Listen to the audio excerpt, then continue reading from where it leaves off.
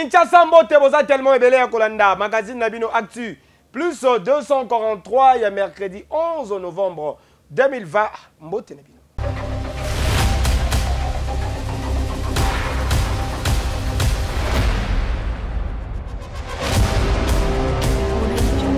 Mokonzi ya mboka Félix Antoine Tshisekedi Tshilombo azali kokoba se kokoba na ba série ya ba consultation bozo ba détail n'élément oui. Je ne vais pas livrer le contenu des échanges que j'ai eu avec le président de la République. Tout ce que vous devez savoir comme républicain, je suis venu répondre à l'invitation du chef de l'État pour échanger sur les questions qui concernent l'avenir de notre pays, l'avenir de notre peuple, le bien-être de notre peuple et le développement de notre pays. Ce n'est pas un problème de liberté, c'est un problème de bon sens.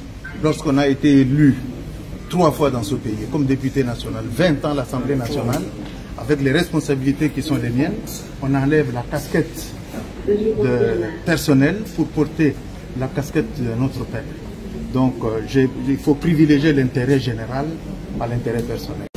Les alliés de l'UDPS, nous sommes de la coalition Cash, donc il est tout à fait normal que quand les chefs de l'État, le premier d'entre nous, citoyens congolais, initie une démarche salutaire pour la population, il est donc tout à fait normal que nous puissions aussi répondre à son invitation. Nous venons de passer une grande quarantaine de minutes avec le chef de l'État. Nous avons échangé dans un climat serein, convivial, parce que nous sommes de la même famille politique, et notre échange a été fructueux. À ce stade, nous pensons qu'il n'est pas approprié de vous révéler le contenu de notre entretien avec le chef de l'État, qui, comme vous le savez, a promis qu'à l'issue de ces consultations, il va s'adresser à la nation. Donc nous sommes convaincus que certaines de nos idées, de nos propositions, se retrouveront dans son discours à la nation. Et en ce moment-là, nous tous, nous allons nous retrouver et peut-être qu'on pourrait échanger sur ce discours-là qui sera le plus important.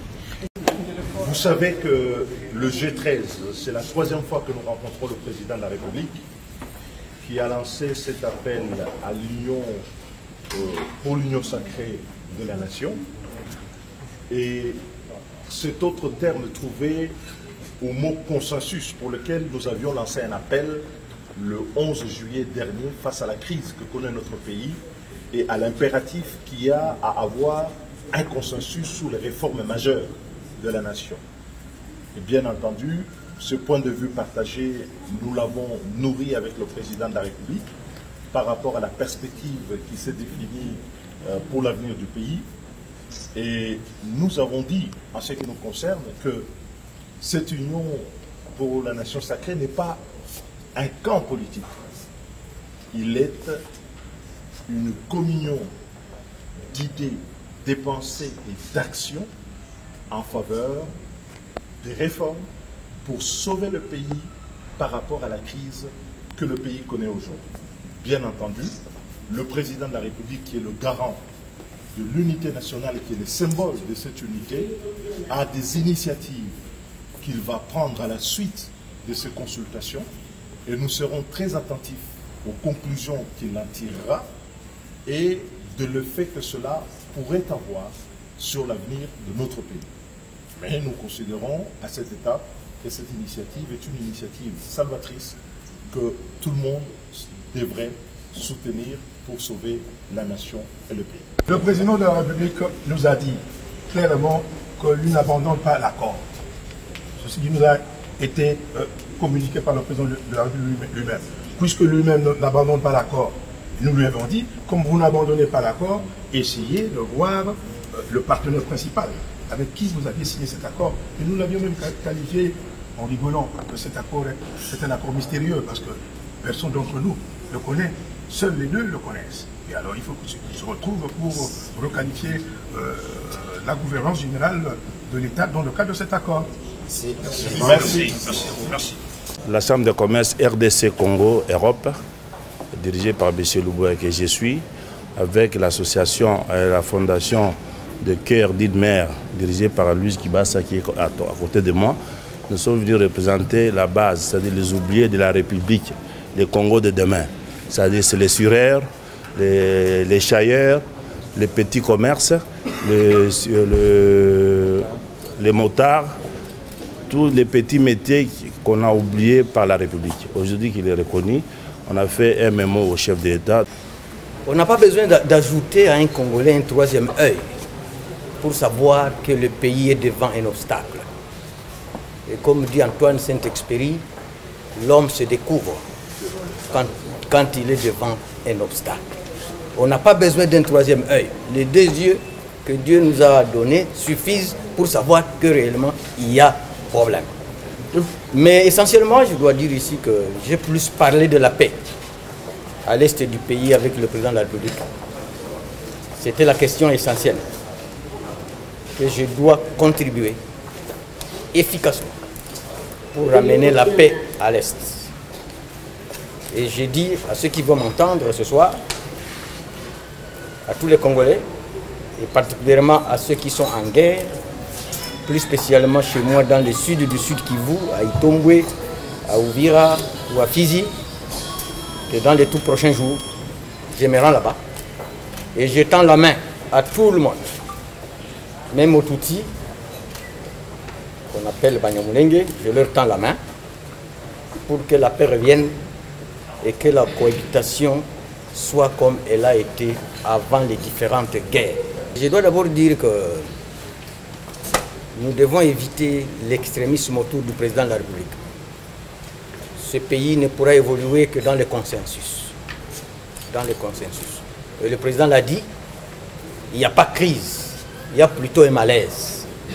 C'est comme ça que ce que j'appelle le point du feu, il est en train d'écouter les différents sons de cloche et nous sommes sûrs qu'une solution viendra de ces consultations.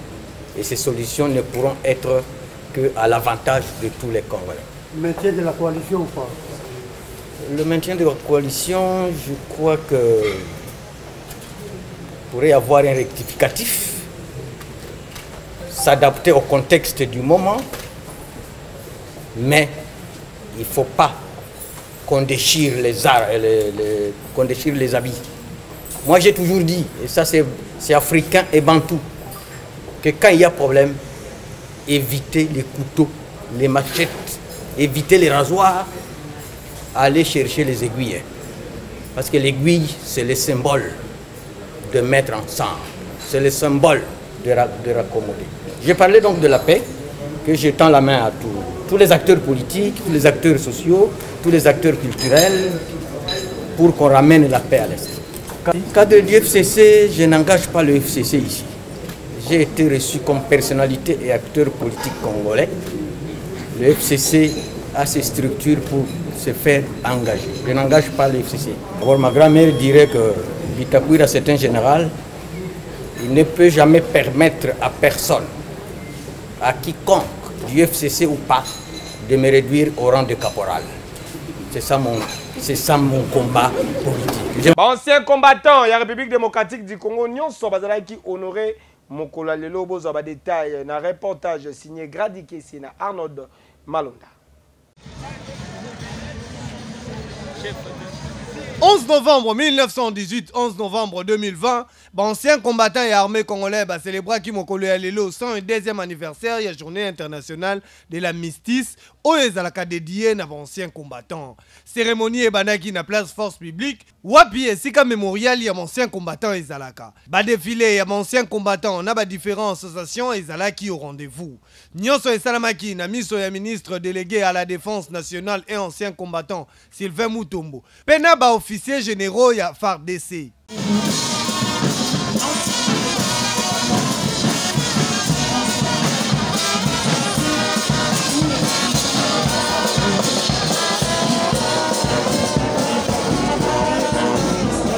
Kolongwa na place force publique, destination ezalaki na maison des anciens combattants et sika ministre délégué à la défense nationale et ancien combattant Sylvain Mutombo a salaki visite na salle culturelle ya sika. Pelisusu a visitaki ndenge ba réhabilitaki hôpital des anciens combattants. En tout cas, boende ezalaka. Nyonso makambo. Oy, makambo ya kitoko. Lignal Mbanga oyo azali vice-ministre ya ESU azali kokoba se kokoba na ba série ya ba tourner na ye azalaki na ICCP ISP mokolo alobi bozo ba détail na commentaire oyo. Alors, Excellence, bienvenue à l'université. Dans le cadre de la visite de travail dans l'établissement supérieur de la ville-province de Kinshasa, vice-ministre de l'enseignement supérieur et universitaire et Sunamokuse, Madame Liliane Banga Luaboshi Yazalaki lundi 9 novembre dans l'université catholique au Congo, Awa numéro 2 ya essu assistaki na défense ya mémoire ya étudiant moko. L'université catholique a repris en respectant les gestes barrières et les étudiants qui avaient déjà le cours en ligne sont revenus. On a capitalisé cela, les cours se sont donnés et on a pu organiser la première session des examens mi-septembre, mi-octobre. On a fait la collation des grades académiques pour la première session. Les parents étaient tout heureux. Son Excellence, Monsieur le ministre Touba Louaké est venu à la clôture avec Monseigneur Marcel Oudemi, le président de la CENCO, pour procéder à la clôture de l'année académique. Voilà, aujourd'hui, les étudiants font la deuxième session. Ils ont terminé samedi. Maintenant, ils ont commencé avec la défense des mémoires. Vous avez été témoin d'une défense des mémoires. Et ce week-end, nous étions en week-end avec tous les membres du conseil académique pour déjà élaborer les calendriers de l'année prochaine. Na ISP Gombe, Madame la vice-ministre Yaesu, a salaki séance moko ya musala na communauté ya établissement à vide ya 3e cycle en vue ya adéquation entre nombre ya étudiants na effectif ya enseignants. Nous avons fait le plaidoyer en ce qui concerne la réouverture du 3e cycle qui nous avait déjà été octroyé et arraché, bon, on ne sait pas pour quelle raison. Nous faisons ces plaidoyers auprès de la vice-ministre qui est en plus une maman pour qu'ensemble avec le ministre, ils puissent nous autoriser à réouvrir le 3e cycle. Quand on a été nommé, il y avait 5500 étudiants. En ce moment-ci, nous avons, on nage dans les 12 000 étudiants, donc nous devons réorganiser le 3e cycle pour préparer l'avenir de l'ISP Gombe. Ba établissement Mibale Oyo, y a enseignement supérieur et universitaire, Bazali déjà prêt pour la rentrée académique 2020-2021. Nyonso Makambo.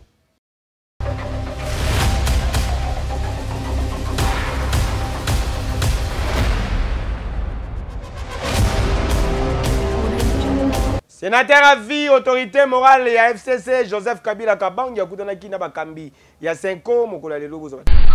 Compte tenu des enjeux de la situation sociopolitique actuelle, caractérisée par le blocage au niveau de la coalition au pouvoir, le blocage plusieurs fois dénoncé par nos pères évêques, après avoir dit ce qu'ils pensent de cette situation à son Excellence le Président de la République et à travers un mot, la présidence de la CENCO a jugé utile dans le cadre de la mission prophétique de la CENCO échanger aussi avec le président honoraire, le sénateur à vie Joseph Kabila, pour lui dire aussi ce qu'il pense, le conseil, lui donner le conseil qu'il trouve juste en ce moment, et aussi pour l'écouter afin de continuer à réfléchir. Et vous savez, la CENCO a toujours promis d'accompagner les institutions du pays, la nation dans son ensemble, pour l'édification de la paix, pour la consolidation de la démocratie et surtout pour l'amélioration des conditions de vie. La mission est dynamique, les évêques vont apprécier, certainement quelque chose sera fait et vous serez au courant. Mokola Lobby, Union pour la démocratie et les progrès sociaux, UDPS, organisaki matinée politique, monene Arnaud de Malunda, témoin événement. Tolimbi Sibino Mingi. Et vous allez vous rendre compte que vous obandaki kosala. Tozalaki banyamate, on est en train de vous observer. Et peuple congolais bozo mona aza moumou na binote. Si vous pensez que demain vous allez retourner au pouvoir pour faire souffrir le peuple congolais, il faut oublier ça.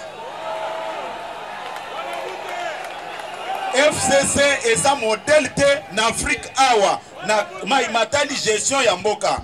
Ils ont tué le pays, c'est connu de tout le monde.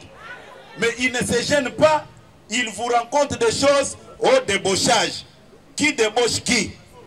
Est-ce qu'aujourd'hui ils peuvent nous présenter la liste de tous les membres du MLC au basé Panabango, ceux qui président Jean-Pierre Bembada Tinda Bango Kuna? Leur mode de gestion, c'est le débauchage. Batunion sur IDPS au basé Kuna, bisonde Totinda Bango. Les lots, basé Kolobakeno, on est en train de débaucher les députés. Soyons sérieux. Pas 13 parlementaires. Oh, signé une lettre à 52 pages. Nana débaucha qui bango. Un député national, c'est un responsable politique. À un certain niveau, il va prendre conscience de la situation politique de son pays. Amen. Ça ne demande pas que quelqu'un vienne lui dire que non, voilà, il faut changer le camp. C'est faux et archi faux. Ils sont tous conscients de leur mégestion. Et les députés ne sont pas des gamins. Bazaba responsable. Vous ne pouvez pas réduire les députés à un montant de $7 000. Ça, c'est insulter même ces députés-là. Pas député, situation. Vous voulez retourner au pouvoir, mais il faut présenter un bilan.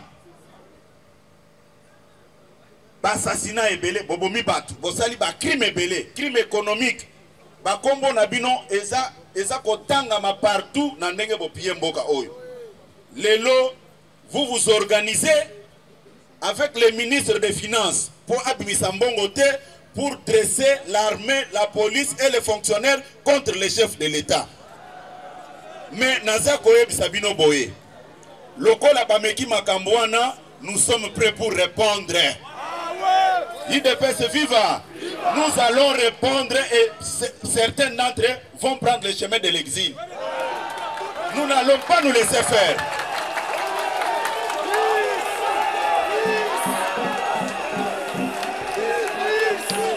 IDPS viva. IDPS viva. Naza koloba boye. Naza kolobango pona ko sepelisa batute. Nalobi kendenge baponi fo wana. Sans se rendre compte que sans IDPS, Balinga va subir sort ya bamoubutiste les 17 mai. Mais n'engue pas pour niveau wana, nous sommes prêts puisque nous sommes habitués à ça. Et belé bako kenezela exil bakoye bakebisone tone pour protéger bango.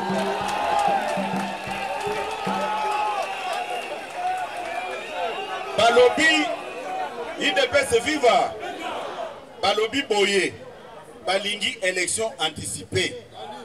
N'a qu'à répondre bango boy. Depuis 2001, batikala ko voté bango te.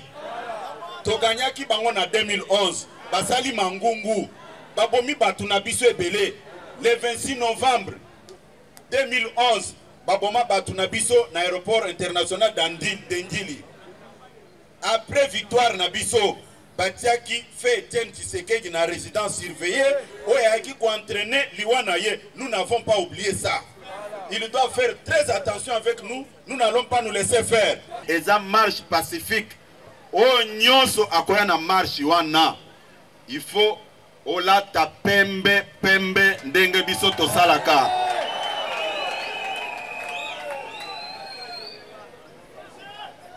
Toko bandango na changu. Toko bandango na changu. Bamususu bakobanda kote ya Molar toza komata point de chute na biso eza na boulevard triomphal. Il faut que l'aksana mokili mobimba ke Félix Tshisekedi nde véritablement président élu. Initiative na nyonso biso toza na simana ye pona ko soutenir ye. À partir ya lobby yo combattant, mobilisation générale. Bao nyonso bazana ba province bakosala ndenge moko, manifestation na biso ezana objectif moko ko soutenir consultation au mokonzi mboka za kosala pona ko aboutir na union sacrée de la République démocratique du Congo. Tokani malamu. Tokani malamu. boyebi que même pour na makambo à travaux à 100 jours ba bloquer biloko nyonso wana mais tango baza koloba que non toza ko komela ba chef d'état africain batangela biso qu'on nous cite le nom d'un seul président africain qui peut supporter des bêtises comme ils l'ont fait pendant 2 ans. Qui nous cite le nom d'un seul président. Il fonctionne sur base de mensonges pour chercher à se positionner. Et aucun accord ne peut jamais aller à l'encontre de notre constitution.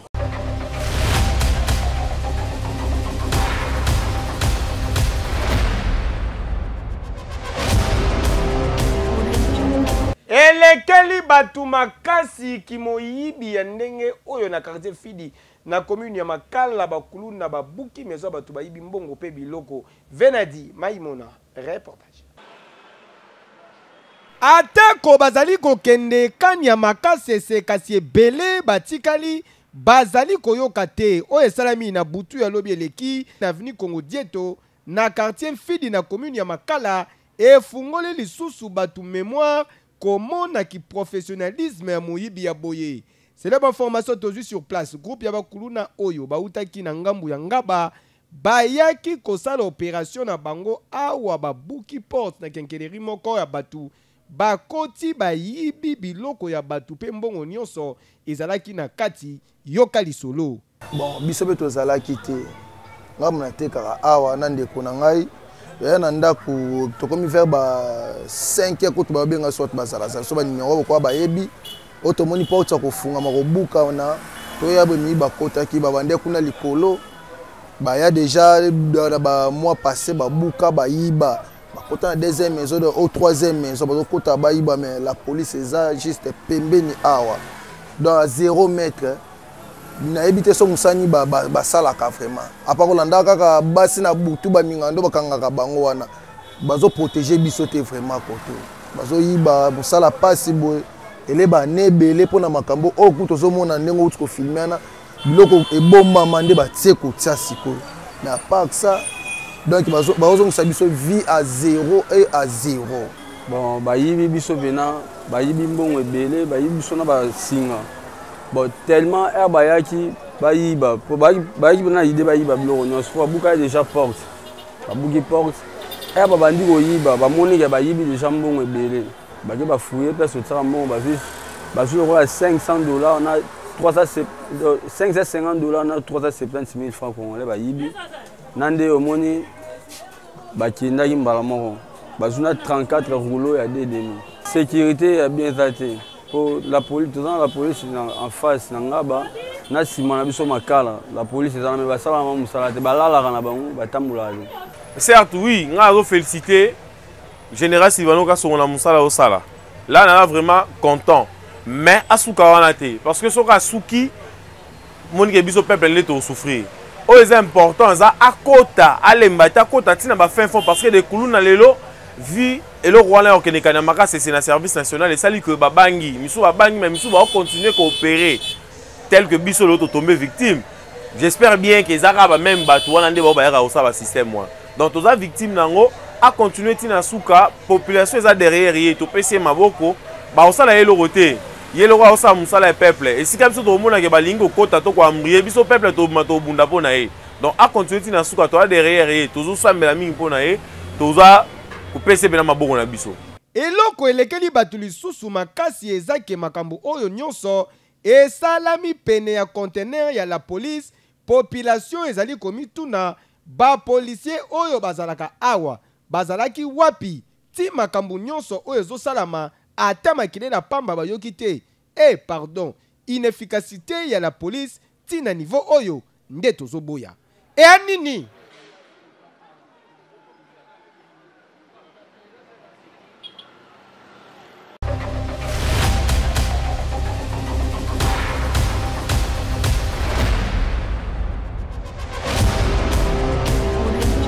Tout puissant Mazembe Anglebert, AS Victoria Club et Daring Club Motema Peme Bazali exempté. Dans le premier tour, il y a pas préliminaire, il y a CAF, Kassimani Maignon, de Koubana, na 32e des finales, Oryx, Zola, Pesa Sobalite.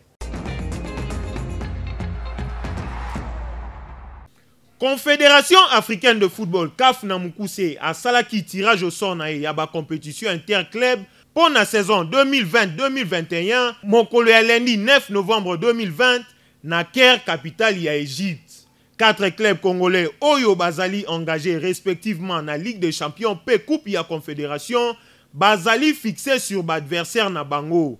Na Ligue des Champions, 2 clubs congolais tout puissant Mazembe ya Lubumbashi na Association Sportive V Club ya Kinshasa bazali exempté na premier tour. Bakoko tambala moko na 16e de finale. Tout puissant Mazembe, champion ya championnat national ya RDC, akokutana na vainqueur ya double confrontation entre Rangers Forest ya Zambie pe Bwengwidi ya Gabon. Association Sportive V Club Nangamu na ye akozela gagnant ya match entre Estonie na le messager ya Burundi. Na coupe ya Confédération, Daring Club Motema Pembe azali exempté na tour préliminaire pe akokutana na prochain tour na gagnant ya double confrontation entre Étoile du Congo na Dos le Marquis Angola.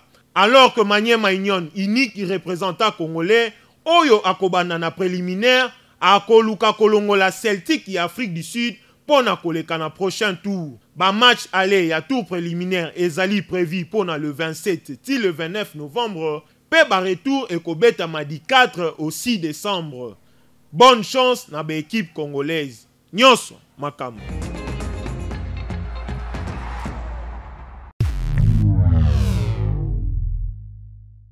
Pona ngai na mone pendant 6 mois.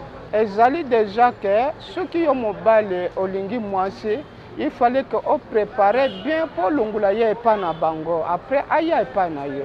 Pona nga ta ba 2 ans. Bon photo total bizalelite. Fona kenda na tuna de place ya fandaka. Mobile wa zakandeni. Fona yeba famille na yeba place ba place nini.